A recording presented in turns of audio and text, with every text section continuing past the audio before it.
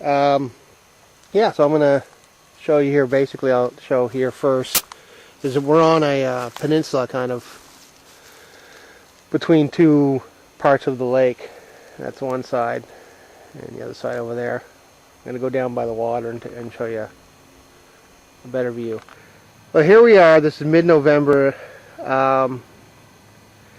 just outside of Halifax, Nova Scotia, Canada. We're camping in a nature protected area. We're camping on a peninsula, which is this area right here. You see in front, all this area here, back further. That separates two halves of an absolutely gorgeous lake. The water's glass. I would say standing out here feels like about 15 degrees Celsius, which is almost 7 degrees Fahrenheit. It's very unusual weather for mid-November, but all the same, absolutely gorgeous. Do a little pan here for you to take a look.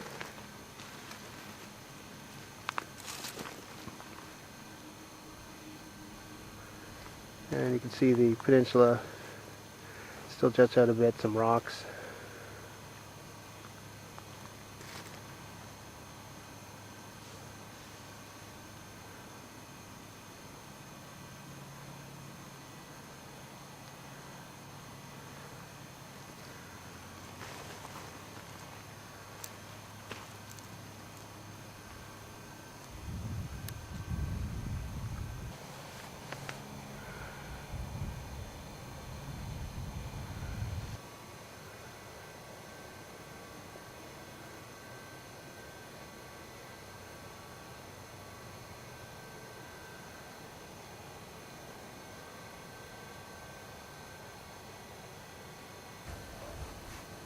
So the next time we end up coming here, I don't imagine it's going to be anything like this. Why not? Well, It's too much to ask for another in November, weather like this. yeah. Yeah, Pretty it much. wouldn't be as warm, I would think. Well, I don't know. Yeah, no. This This was crazy warm. This was above seasonal temperatures for sure. Good old. It's like 15 degrees right now. Yeah, as I was saying. I mean, good old greenhouse effect in effect. For those that believe that. Otherwise, it's just a freaky November, several days. But I mean, a week before this, we were getting torrential rainfall, so. Yeah, we paid dearly. We paid our dues to get this for sure. So you're saying that people probably swim, I would say, off of this peninsula, and maybe swim to those rocks. Probably a half decent place too. I think so. So you say next time we should hike out that area. Next time, but at some point. It would be quite the trip. Okay, let's just make our way back to the camp.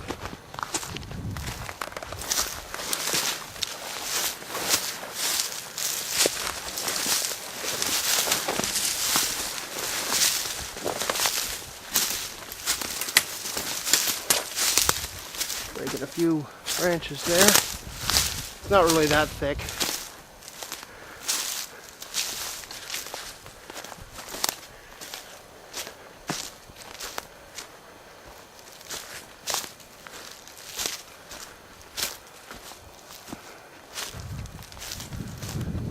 Okay, so it's lunchtime, I guess. Rather than starting the fire, Because we're trying to eat lunch so that we have enough energy to cut wood so that we can make a fire. So obviously we can't build a fire yet. exactly. And I'm tired. Yep. So getting some food, hot food, is a good thing. So Mr. Underling there is going to use his portable stove that comes with little tablets that we'll show you. That's the base of it. And we'll light that in a moment. What's this you have here? What is this? It's one of my fire kits. Okay. And this is where you find your little tablets, right? Before the stove, which are They look like little candles. They look like mints, peppermints. Peppermints, yeah.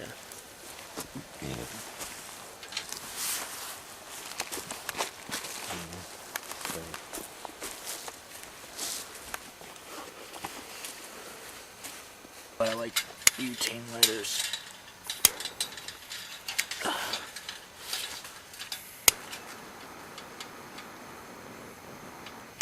And there we have flame. We have 10 minutes of cooking time. Does that get hot? I'm thinking being a chemical, it probably does. Probably nowhere in hell it'll boil this. It'll be good to see how well it does. Yeah, if it boils the water, I'll be happy. I'd be impressed. Yep. Okay. Anywhere near enough energy. Well, we'll let that boil and come back at later if it works. Okay, this is where we get our wood from. Basically from a clear cutting pile. I'll show you. Right here. So we don't need to murder any trees unnecessarily. This here is Nova Scotia Power built this dam because the water level for they have a small little generating station at the end there.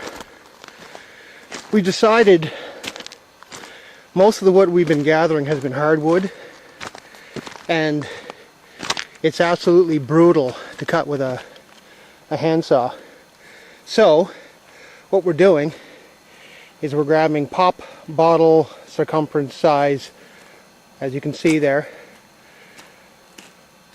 Underling has, so then we don't expend more energy to make a fire than the fire is gonna do for us. And that looks doable, eh? For cutting? Yeah, so I'm gonna go down and give him a hand. We were lucky to find some pieces already split, so that was a little bit of a treat. Thing with this here, because we spent so much energy gathering wood, it's been the majority of what we do on our outing. Hiking was, well, pretty tough to do. We could organize it better next time, I'm sure. Anyways, I'll let him go do his wood and I'll go grab a piece myself. Yeah, I think I'm going to look just around here for something I can carry back because I'm exhausted. It's getting near sundown. Beautiful lake. And we have a half moon for tonight's entertainment. Now, something worth even bringing back. Let's see. I think I see something.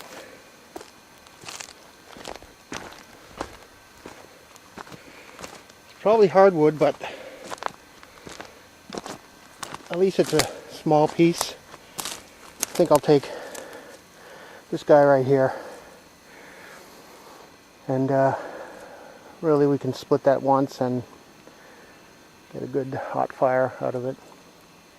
Hey folks, we just got back from carrying the logs. So good workout? I am out of shape. Both of us are. It's bad. Yeah. So our dreams of doing a walk around the lake is going to have to hold off a bit till we both get into better shape. I mean, realistically, wood gathering shouldn't be draining us to the point that that's all we can do. Part of it's these boots. These boots, $9. Yeah. Time for some sugar, right? Yeah, I might have to do a run for some water down at the lake. Boil some water. This is what we have so far. I mean, we still got to cut that up. That's our. Some of those we have absolutely no intention of cutting. Yeah, exactly. Like these ones here, for example. They are hardwood, and this device you see here is what we've been using for batoning the marine buoy to split. the reason why apparently the story behind this has become the baton is because it was next to impossible to split with the knife. It is a hardy, hard piece of hardwood. Like, wow, it'd be a great weapon if we could whittle down the handle on it. But there's some of the stuff we split up. And it's sunset. It's not really below the horizon, but it's definitely below the tree line. Beautiful, beautiful. Let me just take a quick walk down here.